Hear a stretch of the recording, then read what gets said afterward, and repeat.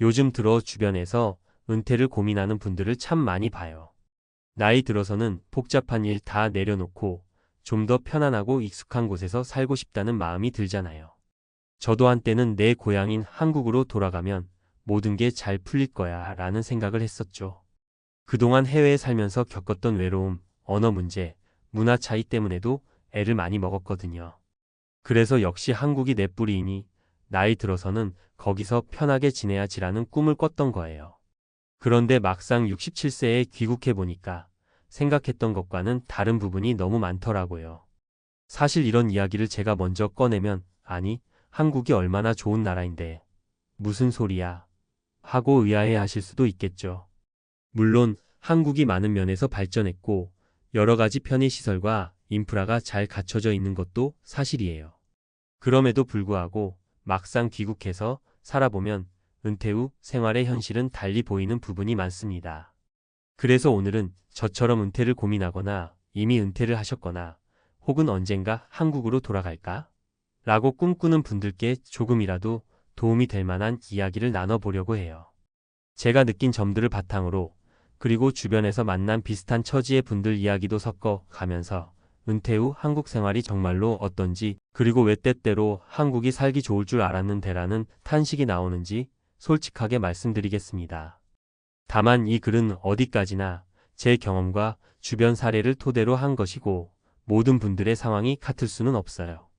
그래도 나도 저런 부분은 공감이 간다라거나 이런 건 미처 생각 못했네 하시는 분들이 계실 것 같아 이렇게 에세이 형식으로 정리해 봅니다. 1. 귀국의 설렘과 현실의 간극. 저뿐만 아니라 많은 재외 동포나 한인 교민분들이 은퇴가 가까워지면 역시 내 나라가 최고지라는 마음으로 귀국을 고민하세요. 실제로 저도 그랬어요. 외국에 오래 살다 보니 한국 음식이나 한국 문화가 얼마나 그리웠는지 몰라요. 텔레비전만 틀어도 K- 드라마나 예능 프로그램에서 보여주는 한국의 모습은 왠지 따뜻하고 정겨워 보이고 거리도 깨끗해 보이고 뭔가 모든 게 편리해 보였죠. 문제는 그렇게 환상을 가지고 귀국을 딱 해보면 처음에 한두 달은 이거지. 역시 한국 음식 맛있다. 교통도 편하고 밤늦게도 안전하고 하면서 설레요. 그런데 시간이 지날수록 자잘한 불편함들이 하나둘 보이기 시작합니다. 도시 생활이 너무 빠르고 사람들과의 교류가 생각보다 쉽지 않고 무엇보다 경제적인 문제가 만만치 않다는 걸 깨닫게 돼요. 돌아가서 아파트를 구하려고 하면 집값이 너무 비싸요. 혹은 전세제도 같은 것도 해외에 오래 있다 보니 생소할 수 있고요. 국민연금이나 각종 노후 복지 제도도 생각만큼 내게 친절하게 다가오지 않을 수도 있어요. 그러다 보면 내가 정말 여기서 편하게 지낼 수 있을까? 하는 불안감이 슬슬 올라오게 되죠. 여기에 더해 실제로 물가가 꽤 빠른 속도로 오르고 있는 한국에서 은퇴자들이 편안하게 살기 위해서는 어느 정도 자금이 필요하다는 현실적인 문제도 있습니다. 특히 해외에서 어느 정도 모아온 자산이 있거나 연금을 따로 가지고 계신다면 그나마 상황이 낫겠지만 그렇지 않다면 귀국 후 생활 비용을 마련하기가 생각보다 까다롭습니다. 2. 사례로 보는 은퇴 후 한국 생활의 난관. 제가 직접 경험하거나 혹은 주변 사람들에게서 들은 세 가지 사례를 말씀드릴게요. 물론 사람마다 사정이 다르겠지만 많은 분들이 적어도 한두 가지는 겪는 문제들이라 생각합니다. 사례 1. 병원은 좋지만 부담은 크다. 아니, 한국의 의료보험 제도는 전 세계적으로도 유명하지 않나? 진료비도 저렴하고 대기 시간도 길지 않고 치료 수준도 높다던데? 맞아요. 저도 그렇게 들었고 실제로 건강보험이 잘 되어 있는 편인 건 사실입니다. 그런데 말이죠. 제가 오랜 세월 외국에 살다 보니 한국에 국민건강보험 가입 이력이 많이 없었어요. 귀국하자마자 건강보험에 가입하기는 했지만 지역 가입자라고 해서 건강보험료가 꽤 높게 나온 겁니다. 게다가 연금을 받는 입장이라 소득 기준 산정을 또 다르게 하더라고요. 한 달에 몇십만 원씩 보험료가 나가니까 이거 생각보다 부담이 만만치 않았어요. 또 병원비 자체는 예전보다는 많이 오르기도 했고 특정 검진이나 치료는 보험 적용이 안 되는 부분도 있어서 생각보다 지출이 커지더라고요. 그래도 외국에서 체류하는 것보다는 훨씬 의료 접근성이 좋기는 해요. 다만 무료나 가까운 무료 수준을 기대하셨다면 그건 조금 착각일 수 있어요. 이런 얘기하면 꼭 그래도 미국이나 다른 나라보단 훨씬 싸고 좋지 않아? 라고 묻는데 물론 그 상대적인 비교 기준에서는 맞을 수 있어요. 하지만 중요한 건 제가 이제 은퇴해서 정기적으로 들어오는 돈이 많지 않고 앞으로도 소득이 크게 늘 가능성이 적다는 점이죠. 지출을 최소화해야 하는 입장에서 매달 들어가는 보험료와 치료비는 은근히 큰 부담이 됩니다. 사례 2 내가 알던 한국 사람들의 정이 사라진 걸까?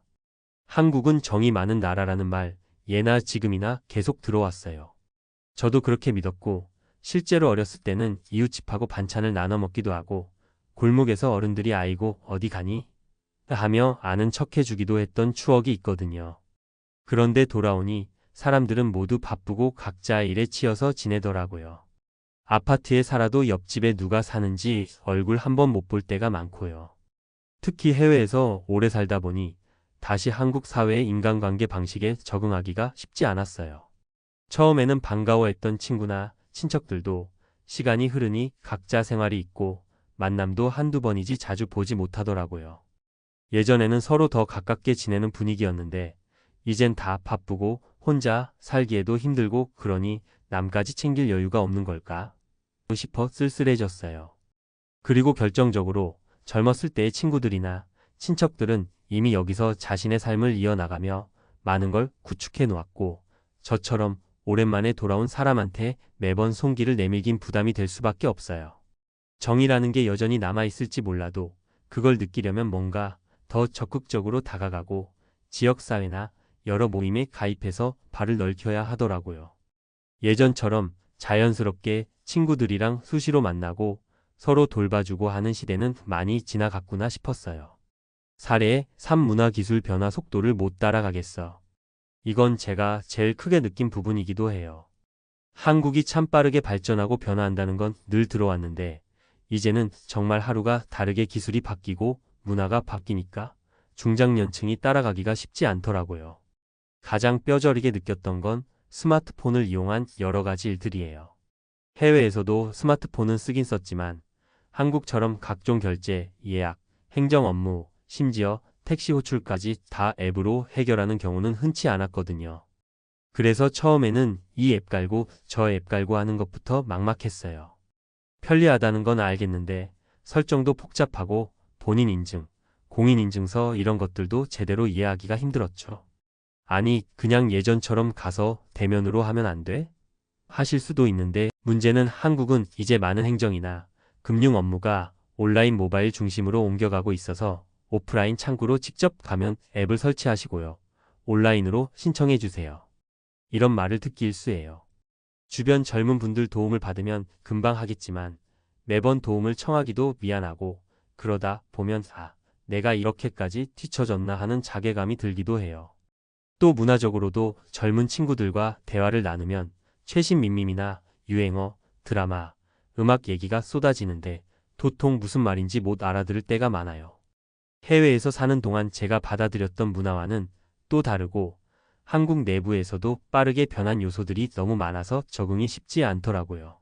3. 그럼에도 불구하고 준비할 수 있는 것들. 이쯤 되면 아니, 그럼 한국에서 살지 말라는 건가? 이렇게 생각하실 수도 있는데요. 꼭 그런 뜻이 아니라 현실적으로 돌아왔을 때 겪을 수 있는 문제를 미리 인식하고 최소한 대비책을 세우면 훨씬 나을 거란 이야기를 드리고 싶어요. 재정 계획 철저히 세우기 우선은 귀국 전부터 한국에서의 생활비, 의료비, 주거비가 얼마나 될지 미리 계산해보고 연금이나 외국 자산을 어떻게 옮길지 혹은 국내에서 어떤 식으로 생활비를 충당할지 구체적으로 계획을 짜셔야 해요. 국민연금이든 사적연금이든 받을 수 있는 연금 종류를 꼼꼼히 알아보시고요. 또 한국의 집값 구조나 전세 제도를 이해하는 것이 중요합니다. 지역 커뮤니티나 동호회 적극 활용하기 젊었을 때처럼 자연스럽게 관계가 형성되지 않아서 외롭다면 지역 문화센터나 동호회를 찾아보시는 걸 추천해요. 실버 세대를 위한 프로그램들도 꽤 잘 마련돼 있고 요즘엔 구청이나 도서관에서 진행하는 취미 클래스, 정보 공유 모임 같은 게 많더라고요. 거기서 친구도 사귀고 삶의 리듬을 찾아가다 보면 귀국 후의 외로움이나 소외감을 어느 정도 해소할 수 있습니다. 디지털 역량 조금씩이라도 쌓아가기. 이제는 스마트폰 없이 생활하기가 거의 불가능한 시대잖아요. 처음엔 어렵고 귀찮더라도 차근차근 배우는 걸 추천해요. 요즘은 시니어 전용 디지털 교육 프로그램들이 있고 유튜브에도 쉬운 강좌가 많아요. 용어부터 차근차근 배우면서 따라가면 생각보다 빠르게 적응할 수 있어요. 나 같은 사람이 뭘 하지 마시고 한번 시도해 보세요. 처음 한두 달만 고생하면 그 뒤엔 굉장히 편리하답니다. 4. 이제 중요한 건 나만의 라이프 스타일 찾기. 귀국을 하든 다른 나라로 이주를 하든 혹은 현재 거주국에 그대로 남든 간에 은퇴 후 삶에서 제일 중요한 건 결국 나에게 맞는 라이프 스타일을 찾는 거라고 생각해요. 어디서 사느냐도 물론 중요하지만 어떻게 살 거냐가 더 핵심일 수 있죠. 제가 한국으로 돌아왔을 때 가장 당황했던 건 이제 뭘 해야 하지? 였어요. 해외에서 일할 때는 시간이 너무 부족했고 늘 뭔가를 위해 뛰어다니느라 분주했죠. 그런데 정작 한국으로 돌아와 은퇴 생활을 시작하니 하루 종일 시간이 남아돌더라고요.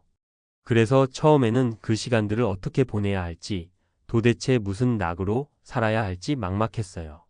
그래서 찾아본 게 여러 가지 취미 활동이었고, 그 중에서도 다도나 전통 공예 체험 같은 걸 관심 있게 봤죠.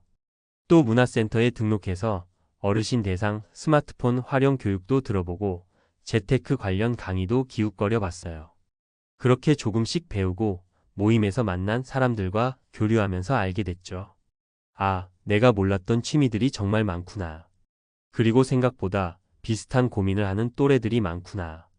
그렇게 나의 은퇴 후 인생 2막을 어떻게 보낼 것인가? 를 고민하면서 서서히 나만의 리듬을 만들어가는 과정이 필요하다는 걸 깨달았습니다. 5.